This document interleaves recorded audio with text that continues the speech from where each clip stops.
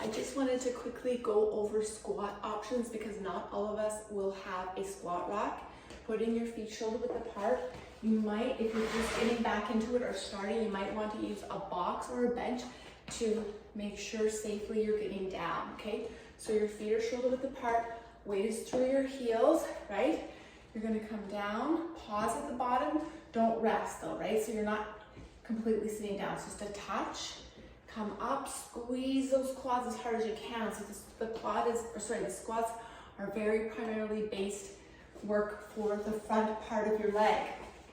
Once you're warm or feel comfortable, you can move into your rack, placing the barbell evenly. And if you don't have a barbell, don't stress about it, right?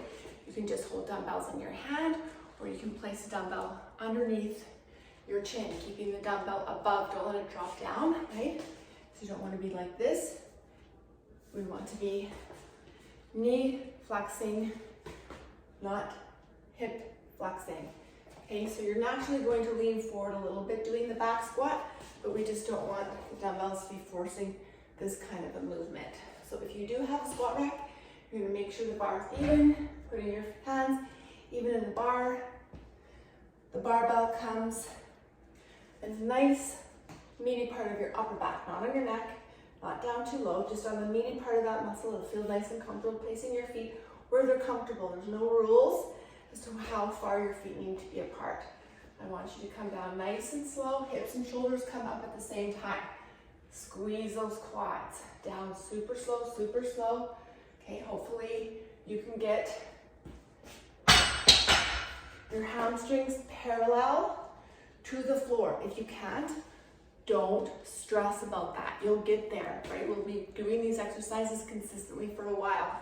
So if you come down here and that's your workload, no problem. Come up, squeeze those quads. The lower you go, the deeper you do engage your glutes, right? So it's not a big deal if you don't. We'll do other exercises that isolate the glutes. So you're gonna come here, hopefully parallel, a little lower, but if your bum is tilting at the bottom here, then you've gone too far, right? So use the mirror as your trainer. Your back has to stay straight. Do not let those hips drop back at all, right? Hips and shoulders come up exactly the same. The other thing I want to cue is you want to think about placing your feet on a piece of paper. Ripping the piece of paper with your feet through your motion, okay? That will also help engage the booty, okay? So remember, you don't need a squat rack.